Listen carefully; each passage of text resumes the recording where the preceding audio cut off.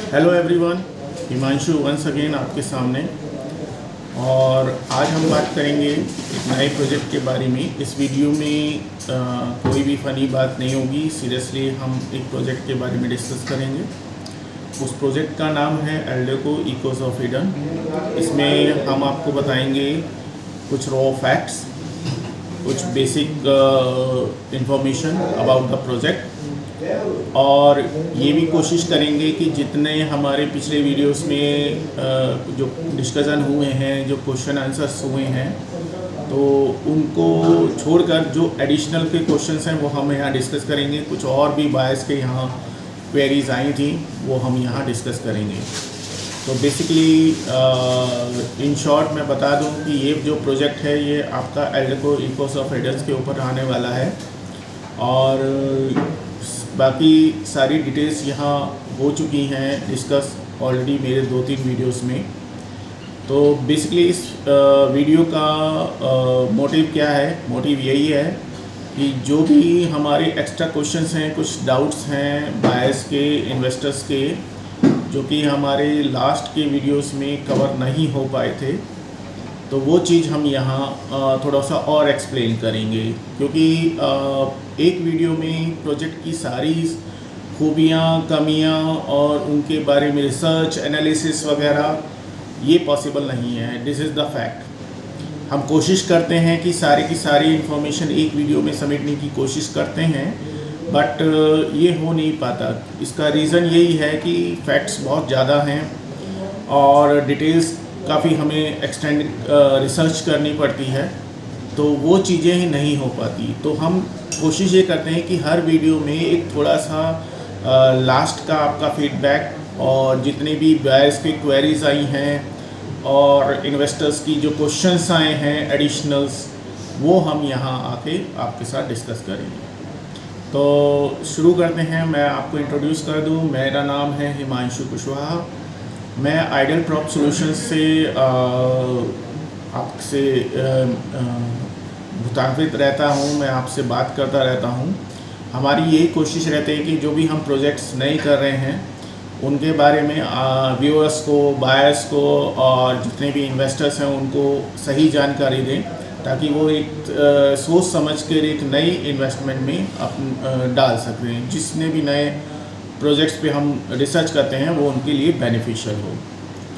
तो स्टार्ट करते हैं। तो basically Eeco of Eden sector 22D Yamuna expressway पे लोकेटेड है। तो क्वेश्चंस यही आता है कि क्या कॉन्फ़िगरेशन है? तो कॉन्फ़िगरेशन है 3 और 4 BHK लग्जरी अपार्टमेंट्स हैं, और कंस्ट्रक्शन क्वालिटी और एमिनिटीज सब कुछ एल्डेको ग्रुप का दिया हुआ है। बाकी के जो प्रोजेक्ट्स हैं वो आप जानते हैं, एल्डेको के बाकी के प्रोजेक्ट्स हैं एल्डेको वाव, एल्डेको बॉब। तो ये सारे सेक्टर 22D और यमुना एक्सप्रेसवे पे ही लोकेटेड हैं। इनके सारे की सेम कंस्ट्रक्शन क्वालिटी, अपार्टमेंट और जो भी इनके टावर का कंस्ट्रक्शन है, मटेरियल है, क्वालिटी है, वो सब सेम है। तो बेसिकली अब क्वेश्चन ये आता है कि सेक्टर 22D ही इम्पोर्टेंट क्यों है, क्यों एक्सप्रेसवे है? इसके बारे में मैं ऑलरेडी काफ़ी वीडियो में मैं एक्सप्लेन कर चुका हूँ। तो रीज़न यही है, पहला तो है हमारा जेवर का नेशनल एयरपोर्ट। ये सारे रियल एस्टेट के जो एक्सपर्ट्स हैं वो ये जानते हैं कि जहाँ जहाँ एयरपोर्ट आता है, नया एयरपोर्ट बनता है, तो आसपास का जो कॉरिडोर है, जो एक्सप्रेसवे है, वो बूम करता है। इसका रीज़न यही है कि जब भी एक्सप्रेसवे आएगा तो उसके साथ साथ वो लॉजिस्टिक्स हब और उनको एक इंडस्ट्रियल सेक्टर उनको डेवलप करना पड़ेगा, क्योंकि वहाँ कार्गो भी डेवलप होगा। कि जैसे IGIN एयरपोर्ट है, वहाँ कार्गो डेवलप हुआ था, और आसपास की जितनी भी लोकेलिटी है, चाहे गुड़गांव, द्वारका सेक्टर है, वो इसी तरह से डेवलप हुआ है उसकी वजह से। तो सेम वही फंक्शनलिटी हमारे जेवर एयरपोर्ट पे भी होगी, और यमुना एक्सप्रेसवे पे आसपास जितना भी कॉरिडोर है, आपका सेक्टर है, और जितना भी कार्गो हब बनेगा, लॉजिस्टिक्स हब बनेगा, और आपका इंडस्ट्रियल जो भी आपकी कंपनीज आ रही हैं, MNCs आ रही हैं, वो सारी इसी लोकेशंस पे आ रही है। तो basically it is a booming sector और ये एक्सप्रेसवे इसलिए आ रहा है और सेक्टर 22 जी जहाँ पे ये प्रोजेक्ट है वो इसके बिल्कुल पास है। तो ये तो हो गया सेक्टर 22 क्यों है कि एल्डोको ने वहीं क्यों प्रोजेक्ट लॉन्च किया है। अब मेन कंसर्न ये आता है कि वाई कि हमने क्यों है। जेवर एयरपोर्ट का भी मैंने आपको यहाँ सारी डिटेल्स बता चुकी हैं। अब क्वेश्चन ये आता है कि चलिए ठीक है, दीज आर द बेनिफिट्स, तो हम ही इन्वेस्ट क्यों करें। इन्वेस्टर्स का पहला क्वेश्चन ये आता है कि इसमें ही क्यों करना है इन्वेस्ट एल्डोको ही। देखिए बहुत सारे प्रोजेक्ट हैं, मैं ये नहीं कहता कि सारे प्रोजेक्ट्स गलत हैं, कि एल्डोको इकोस ऑफ एडन के इन्वेस्ट करने के तीन मैं फर्स्ट आपको बताऊंगा, तीन फीचर्स मैं आपको बताऊंगा। पहला ये है कि एयरपोर्ट से कनेक्टिविटी इसके बहुत पास है, first thing. Second thing, infrastructure जो आसपास हो रहा है इकोस ऑफ ईडन में वो रैपिड ग्रोथ से हो रहा है। थर्ड ये है कि इकोस ऑफ ईडन ने जो अपना लॉन्चिंग प्री लॉन्चिंग प्राइस रखा है वो 1.39 करोड़ रखा है। अगर इसको कंपेयर करें आसपास की लोकेलिटी से, आसपास के प्रोजेक्ट से, तो it is a very reasonable and you can say it is a very valid price, pre launch price. बाकी अगर प्रोजेक्ट्स आप चेक करें, पूर्वांचल है आपका साइड में गॉस का भी है, आपका जेपीस का भी है, तो उनसे रिलेटेड करेंगे तो उनके प्राइस और इसके प्राइस से करेंगे। था fourth and not the least, इसका ये है कि क्योंकि ये एल्डोको ग्रुप का प्रोजेक्ट है, एल्डोको ग्रुप का जो प्रोजेक्ट होता है कहने की ज़रूरत नहीं, मैं ऑलरेडी काफ़ी टाइम बता चुका हूँ। It is a premium builder जिसकी रेपुटेशन मार्केट में बहुत ही स्टैब्लिश्ड है और पिछले 30-35 ईयर्स से ये ब्रांडेड बिल्डर ग्रुप बन चुका है। तो कहने की जो नहीं थी, ये बस एक तरह से है कि सूर्य को दीपक दिखाने वाली बात है। बाकी एल्डोको के बारे में आपको मैं ऑलरेडी बता चुका हूँ। It is a premium builder जिनकी कंस्ट्रक्शन क्वालिटी और प्रीमियम क्वालिटी बहुत ही बढ़िया है। तो बेसिकली यही फीचर है। अब इसमें कौन कौन से ऑप्शन है ये मैं आपको बता चुका हूँ। 3 BHK है, आपका 4 BHK है, आपका प्रीमियम रेजिडेंसीज है, आपका डुप्लेक्स मोड है। तो ये सारी इन्फॉर्मेशन तो आपको फ्लोर प्लान में मिल ही जाएंगी। प्राइस रेंज क्या है, प्राइस रेंज मैं आपको ऑलरेडी बता चुका हूँ कि जो इनका प्रीमियम लाइन है वो 1.39 करोड़ है, जो 8,999 स्क्वायर फीट पे इन्होंने लॉन्च किया है। अब मेन कंसर्न ये आता है कि एमिनिटीज़ आप क्या क्या प्रोवाइड कर रहे हैं। देखिए एमिनिटीज़ वही होती हैं जो एल्डोको ग्रुप में ऑलरेडी हमने दे रखी हैं।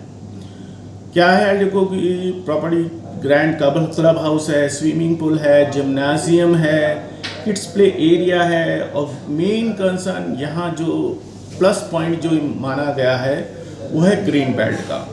जी हाँ, मैं आपको बता दूं कि इसमें जो ग्रीन बेल्ट है वो 120 मीटर वाइड रोड है।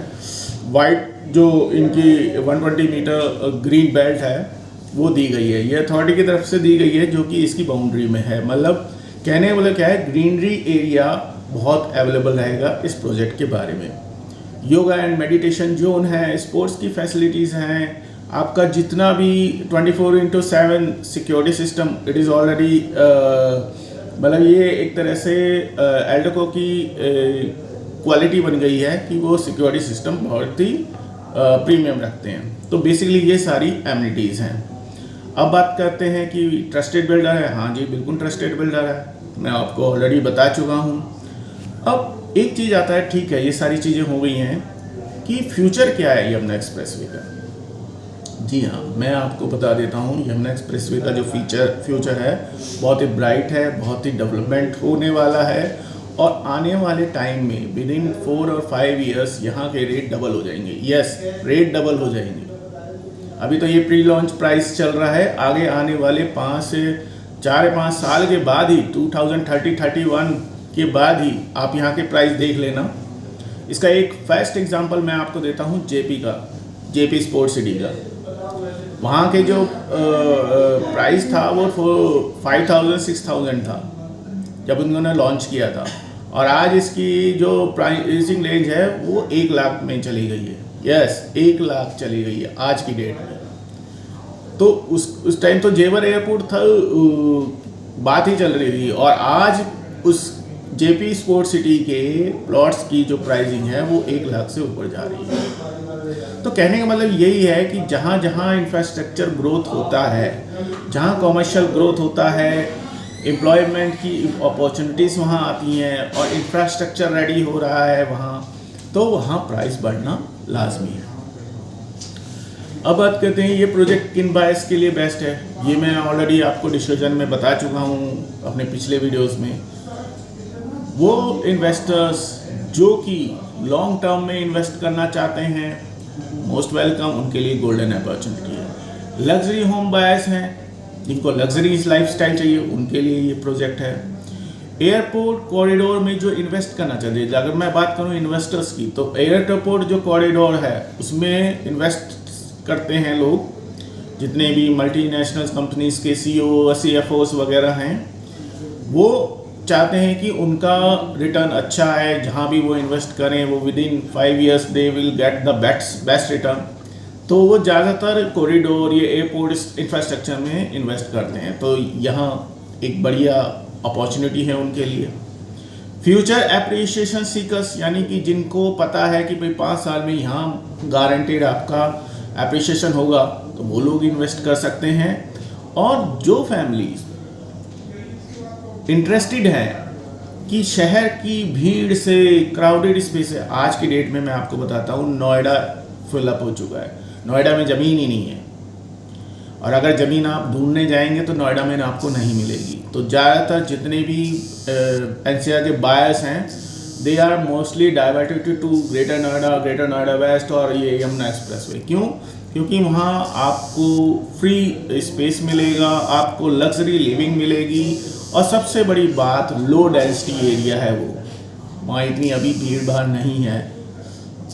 तो ये एक मेन फीचर्स है, मेन फैक्टर बोल सकते हैं आप, जो यहाँ इन्वेस्टमेंट करने के लिए बहुत अच्छा है। अब रिस्क एंड फैक्टर क्या है, क्या रिस्क है इसमें? तो देखिए, मैं पहले ही आपको बता चुका हूँ, ऑलरेडी मैंने लास्ट वीडियो में डिस्कस किया था कि यहाँ जो रिस्क फैक्टर है वो डेवलपमेंट फेज पे है।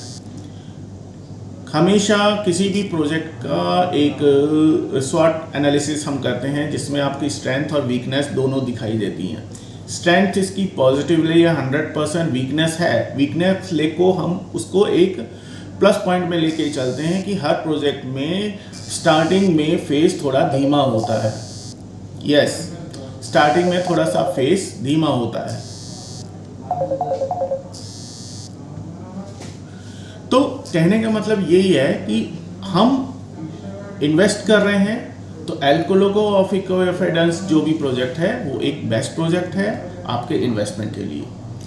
तो यहाँ मैंने सारी बातें आपको क्लियर कर दी हैं। कोई इन्फॉर्मेशन अगर मेरी तरफ से रह गई है तो you can comment on my video.